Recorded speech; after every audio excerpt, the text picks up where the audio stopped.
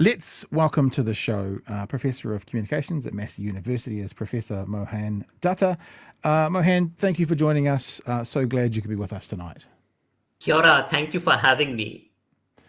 I think what we could do is this conversation tonight sort of isn't necessarily about what happened with Charlie Kirk, but I think because we're talking around some themes around it, probably the appropriate first thing to start with is just both of you. I talked about this for an hour on Thursday night, so I'm okay to sit back. But Paul, do you want to share any thoughts about what you thought when the assassination of Charlie Kirk happened? What kind of went through your mind? What you were thinking, and I guess possibly then subsequently 3 days later, what's fleshed out for you?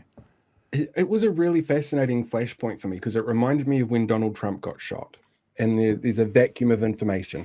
So suddenly you have all of these conspiracies going and nobody knows exactly what's going on. And you hear all of these rumors and what ifs and maybes and the blame game. And we saw a lot of the blame game out of this one without any actual concrete information. And I found from a communication perspective, that was really fascinating to me because it just repeats over and over. We saw it again with Tom Phillips. There's this vacuum of information. People fill it up with things that they've heard and people that they know who know people who have heard things. And so that is a really dangerous way to communicate, but it's also a really prominent way to communicate, I think, these days in the 21st century with social media. When I heard the news, it's one of those, well, that's not a good thing. I'm not a fan of Charlie Kirk. I'm not going to mourn his passing. I don't think the things that he said were particularly pleasant things. They hurt a lot of people. I don't think it was a nice thing for him to have to pass away like that. I don't think political violence is the answer at all. So that part of it, really bad. I do feel sorry for his wife and kids. No wife or kid should ever have to witness something like that. But I don't mourn him, if that makes sense. Yeah. What about you, Mohan? Any kind of initial reactions to the event of what actually happened?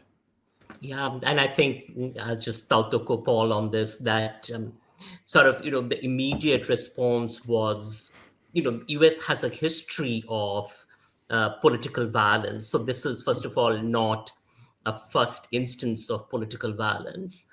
But what was really striking is the images, the videos, the spectacle of the violence that started flowing through digital platforms. And that was really sad to watch. And, the thing that first crossed my mind is, oh my gosh, what is this then going to enable in terms of shaping a broader political context of the US, which is already so fraught, And like Paul is mentioning, sort of the information vacuum, what particularly was a thought that kept occurring to me is how this moment would be turned into making Charlie Kirk a martyr, which would be a critical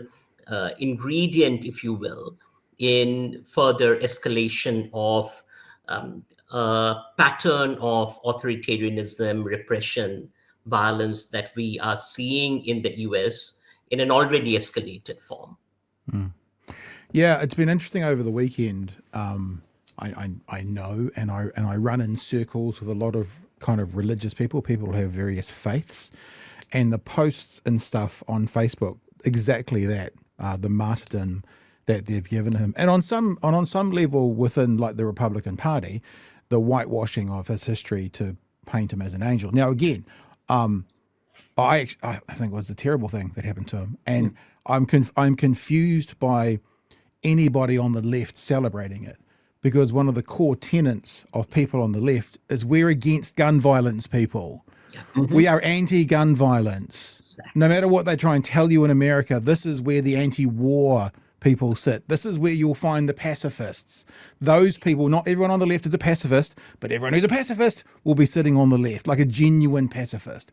So I don't understand the idea of anyone on the left, quote unquote, celebrating it. I sure as fuck am not, and I don't know anyone who has. I would also say one thing about that, and I say this is the same for both sides. You can find any rando on the internet saying anything. Who matters are people with power and people with influence. I haven't heard anyone with power or anyone with influence celebrating this.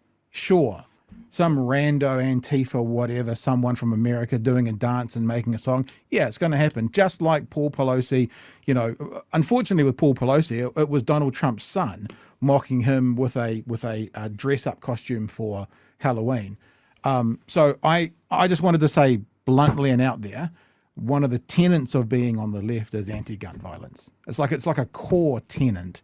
If you're not anti-gun violence, I would question, maybe you should check what it says on the bottom of your I'm in the left-wing party card, because that's a core tenet of this. So going beyond that into anything else of celebration around this event, it's not me. It's not me. And then the other thing was watching the reaction through the weekend, and seeing, and we have a professor of communications with us to talk about this. But the day before, the day of the assassination, what's her name? Mace. Surname's Mace. Nancy Mace coming out saying, let's bring back the death penalty. Coming out saying this is a trans far right shooter. And then once they found out who the accused shooter was, and I'm still going to say that, although how is this person going to get a trial in America when the president of the United States is saying they're guilty? When it comes out to be a cisgender white man from Utah, basically corn-fed, now Charlie would want us to pray for his soul. That's the same person over the space of a couple of days. So it's been fascinating to watch. And I've tweeted about this, and I think it's still valid to today, is like there's some things we do know and there's 99% of things we don't know. What we do know is he was a white cisgender male from a rural community and a religious family who were Republican members and Trump supporters, and someone online today referred to them as ammosexuals, meaning they love their guns. And I think that's about all we know. Still, I mean, tell me if there's anything else, but that's about all we know right now. Everything else has a level of conjecture in it. Even when the governor of Utah comes out saying he was living and dating a transgender, partner, and then there's other reports saying he was living at home. So this is all still grey area. I do. I'll shut up in a sec. But I do find it quite interesting that it went from this is a transgender shooter to this has got transgender iconography on the bullets to he lives with a transgender person. It's like they're just doing everything they can. Just like next, it's going to be they were a fan of what was her name off the Orange Is the New Black, Laverne Cox. Is it Laverne Cox? Oh, he was a fan of her as the actress who's trans. Like there's this, they're trying to get it in there any way they can, and everything they've done so far has come up against a roadblock of truth. But as I said, everything else is still conjecture. Even for people who are saying he's a groper, who would be the opposing views to us, all still conjecture at the moment. So that was my thoughts over the weekend. Now, Mohan, you put out a tweet. Am I right in saying this whole kind of online hubbub around you started with a tweet? Is that right? Yes. Okay, let's put the tweet up. So this is the tweet that you put up. It looks like you were quote tweeting David Farrar, who says, sad, a tribute was blocked. Kirk's assassination is monumentally huge event. Only the assassination of the president or VP would reverberate more. So this is talking about in the House last week. There was a blocking of a recognition of the passing of Mr. Kirk. Pardon me, which I still do find a little bit peculiar because there has been many other, like two Democratic politicians were murdered a month before, and no one ever has tried to stop the House. And so it's interesting that it was because of this one political commentator. That's the time we stop the House and try and, have it read into the records. Your response to that, Mohan? Charlie Kirk is a white supremacist, far-right figure. That there was an attempt to pay homage to him in New Zealand Parliament should give you a full list of whose backers of the far right are in New Zealand mainstream politics. Now, a New Zealand sitting MP has had a crack at you over that. Can I put it this way? Over your free speech. Maybe we can talk about that a bit later, about the free speech thing. But do you want to unpack that for us and tell us more about what your tweet is explaining? Absolutely. And I think, the context of the tweet is what I see in my research as a global far right network, particularly with the US forming a core of that ecosystem. So I want to start with that point. So, in that sense, what I see in terms of patterns, and this is not just one individual, two individual on the fringe, but in the digital ecosystem, there seems to be a pattern of copying that which happens in the US far right, particularly in terms of 5 features of what I describe as the far right. First is the promotion of the great replacement theory, that the white population is being displaced by migrants, particularly Muslims. Now, it's really important for us in Aotearoa to sort of pay attention to this, because this really is the ideology that forms the infrastructure of the Christchurch terror attack. And it is an ideology that has shaped multiple terror attacks by white supremacists. So that's sort of the first element. The second element then connected to this is anti-transgender hate. So the way these intersect is, first of all, in marking migrants and Muslims as the other, second as transgender people as the other. And connected to this then is a third point, which is the purity of the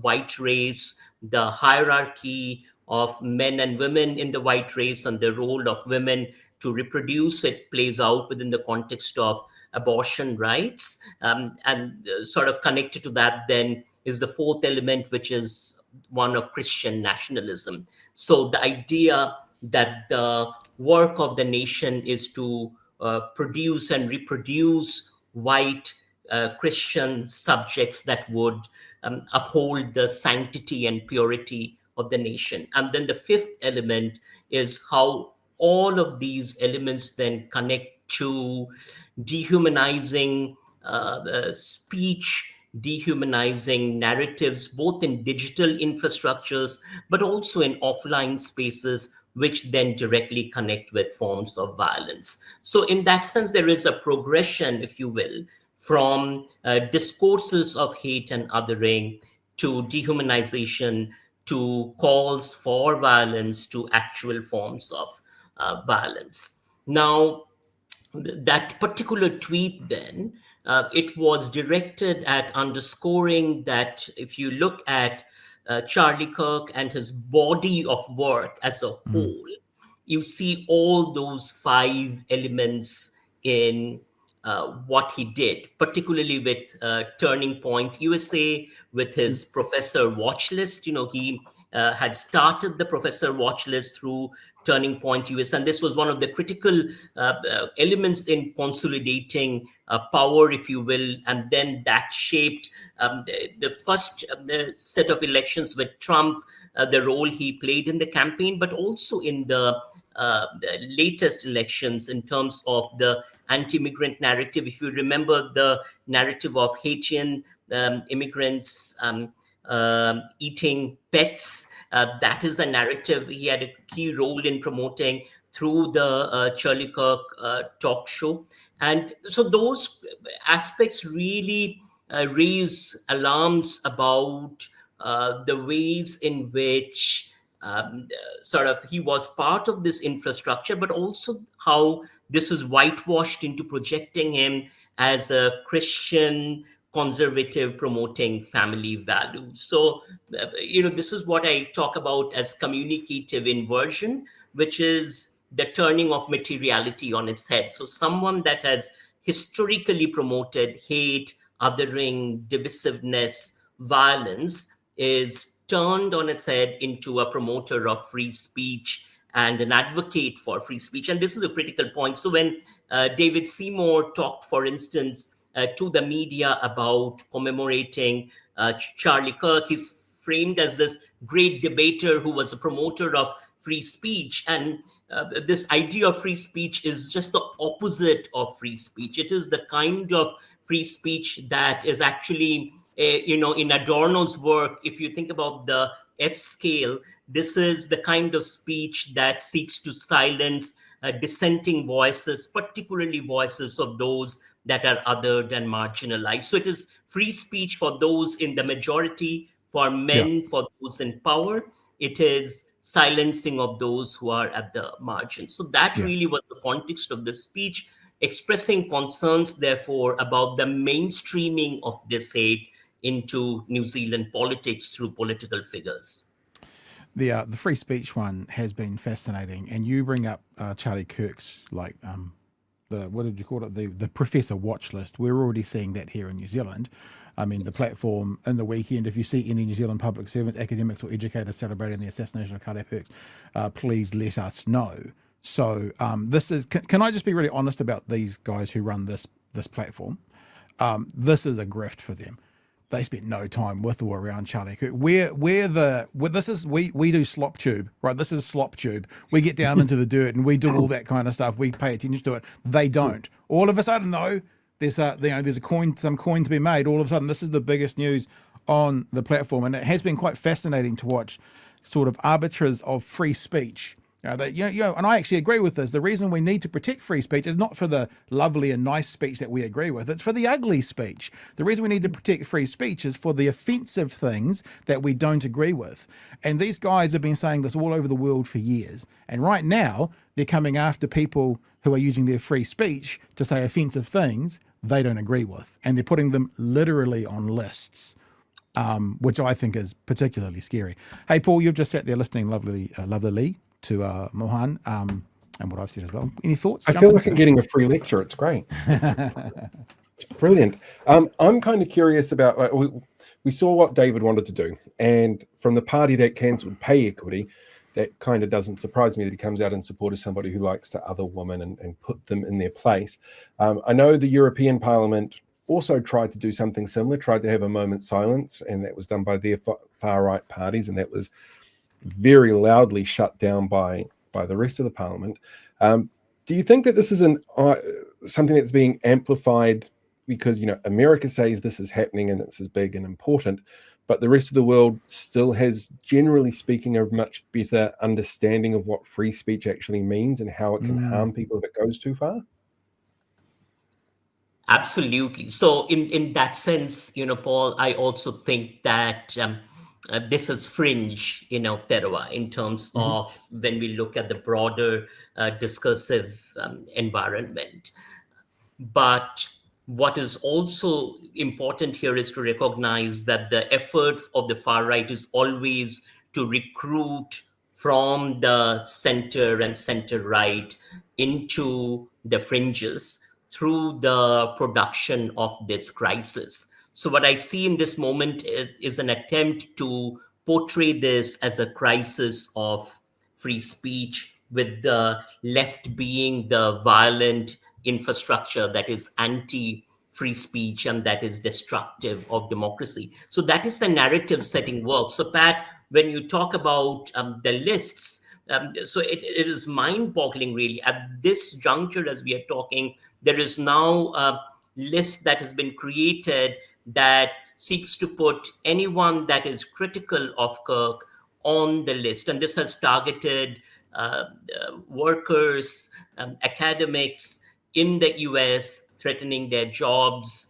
and really threatening livelihoods. But the point I want to note is, again, in terms of how this is photocopied, in Aotearoa, New Zealand, over the weekend, I saw a deluge of material targeting me, copying and tagging those websites and libs of TikTok, US Department of State saying, put Mohan Dutta on the list. So what that is also telling you is that there is a narrative intertextuality, if you will, in that sense.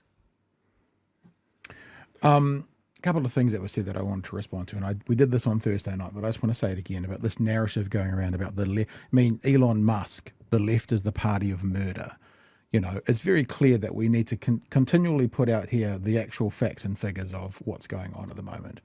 And this is a 10-year span ending in 2024. Right-wing extremists, all types, are responsible for 3 out of 4 of all right-wing extremists' domestic-related killings in the US.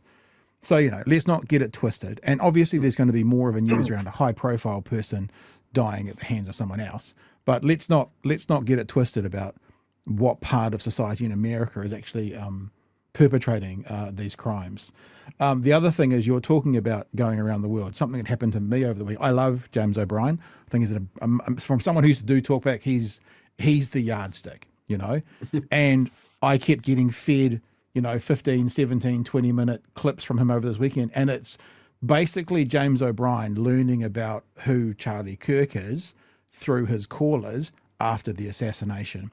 And if anyone wants to see how little someone like Charlie Kirk influence he has in places like the UK media scene, which I think will be similar in New Zealand, go onto YouTube and I've just literally Googled James O'Brien in YouTube, and the top 3 ones are coming up are about the Charlie Kirk situation. It's actually, it's well worth a listen. Thirdly, Mohan, I want to play this now because you said the things that have turned up and people or groups that have had a crack at you. You have been kind of called out, I don't know if that's the right word, it's what the kids would say, about a sitting New Zealand politician, about your free speech and about sharing your perspectives, which these groups and these organisations 10 days ago are the ones who are all saying, free speech. And what you're saying now is what we often get back to, which is free speech for me, but not for thee, which is the old saying. So this is Joseph Mooney, New Zealand MP, and what he thought. I thought that was just a pile of pancake batter. Oh, that there is a pile of pancake batter. Uncooked, okay. Uncooked pancake batter. The person on the phone is going to be James Moran. My mistake. One Easy of mistake. our university academics, who is a professor of communications, ironically, didn't see that as a moment to denounce political violence, and particularly political violence on campuses, and particularly murder on campuses, but instead decided to inflame the situation and call him a white supremacist far-right figure and tried to link it to New Zealand politicians.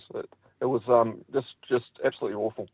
So there you go. That's the basis of the criticism, which I guess started a wave of let's include Mohan in all these lists. Do you want to speak to what you heard James Mooney saying, or is there anything to add to that?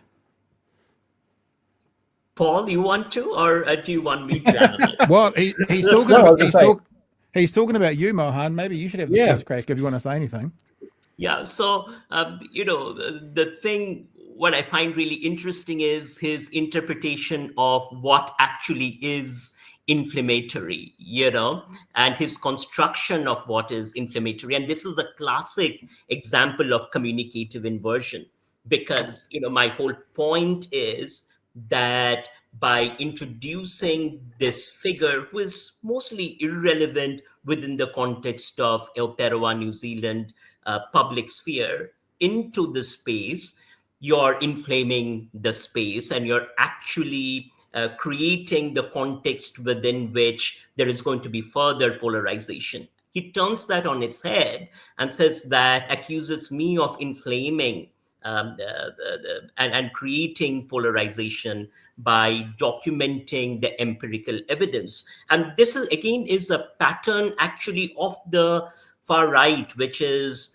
drown any evidence with affective registers around patriotism, around rallying behind the nation, dictating what the right time is for a particular conversation for the nation. So this idea of anyone asking any critical questions is against the interests of the nation. And then if you actually go to his tweet and what he's saying in the tweet, and I find that to be quite phenomenal, because he goes from setting it up fairly neutrally, that in the spirit of the same free speech, you would think that he's having a neutral conversation. But then he moves into, after accusing me of using this rhetoric of divisive and hyper-politicized strategy, then he says that that universe, I should actually find myself another job, and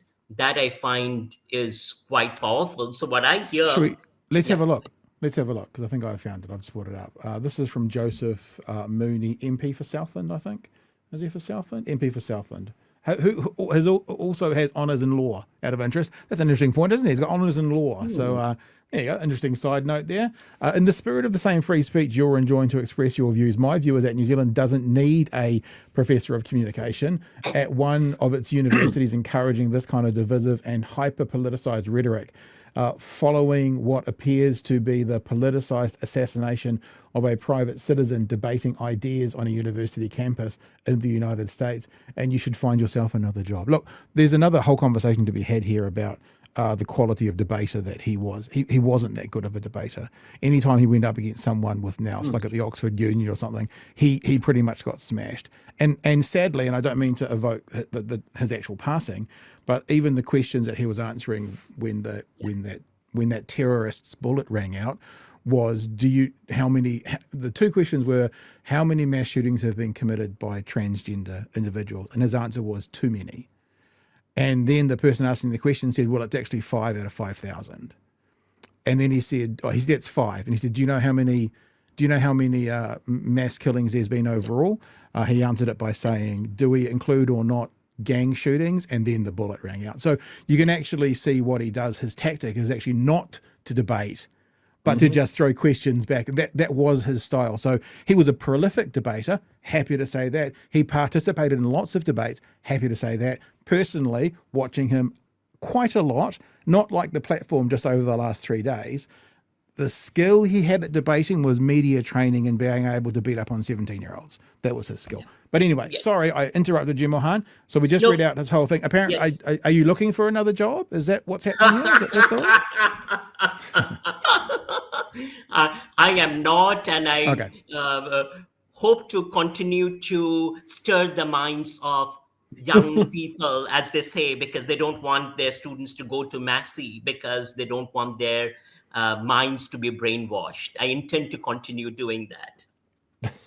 Very good. Actually, I'm kind of curious about how I don't know if there's classes on at the moment thinking about it, but when you're talking to students about something like this, obviously critical thinking comes into play, and teaching them how to be able to understand media and interpret media is a big part of that. But what's the sort of feedback that you've been getting from the people that you teach about the kind of messaging that they might be seeing online about you, for example, or around Charlie Kirk, or just the rhetoric that comes out of this kind of event? So, Paul, this semester I am teaching doctoral students and mostly working with doctoral students, so who are fairly advanced in methods. And, the thing that we were just talking about this morning among the doctoral students, and what they were pointing out is the uncanny parallel between the rhetoric here and the rhetoric they see in the US narrative space. And I think they felt that was really striking, but also that there is no argumentation, logic, or debate in that whole framework. It just is like free flow throw of accusations. So it went from me saying, look, we need to look at Charlie Kirk's track record with white supremacy and far right support, to me celebrating his murder. And that was the rhetoric that then has been amplified, and there is, so they were pointing to that the absence of critical faculties. And in fact, one of my students said, we need to actually do a much better job of recruiting more New Zealanders into the university, telling them that, look, there is clearly this political economic class that don't want students to go into the universities. They want them to go into particular kinds of jobs where they're not engaging critically. And in fact, that was a lot of the rhetoric online that you see, that, I'm not going to send my children to the university, rather going to send them to trade school, right? And it's again, that also is quite an irony, because if you look at the shooter, the one thing we know, and this is nothing against trade schools, but one thing we know is that the shooter dropped out of college and started attending trade school, you know. Yeah. So what my student was saying is that there is a real need here in New Zealand for actually universities to have much better communication with publics about the public need for universities and critical thinking. Yeah. The university one's interesting, because he was at the university for one semester, and I understand they weren't even on campus lectures he was doing. I believe they were off campus, and then he went to the, as you say, the technical institution, the bastion of the blue-haired, probably technical institution, learning electricity. So all these narratives that are coming out are just nice nonsense. I was thinking as well, I've been thinking through the weekend, who is the counterpart to Charlie Kirk on the left, and there's probably not one doing quite what he was doing. But Hassan Piker, who is like the world's biggest Twitch streamer, or one of the world's biggest Twitch streamer, was due to debate Charlie Kirk 3 weeks from now. So over the weekend, I saw some of Hassan's commentary the day, like as it was happening, and he was like, I was supposed to be on stage with him in 3 weeks from now.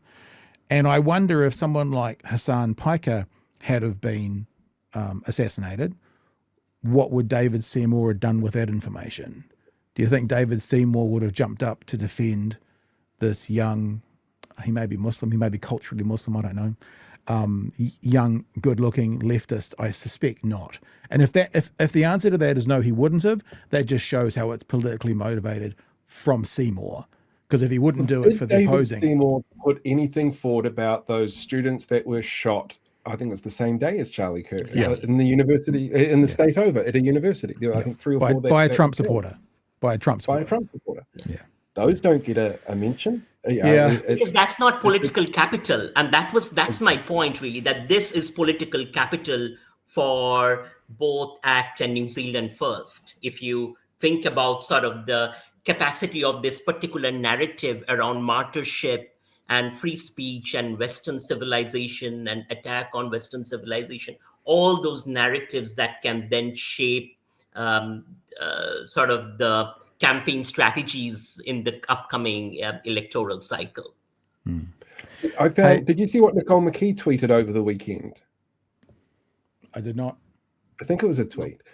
It's her out on the gun range with a semi-automatic weapon doing. It's there's obviously a very high-profile shooting that's just happened to a political figure that some of the people she works with wants to eulogize.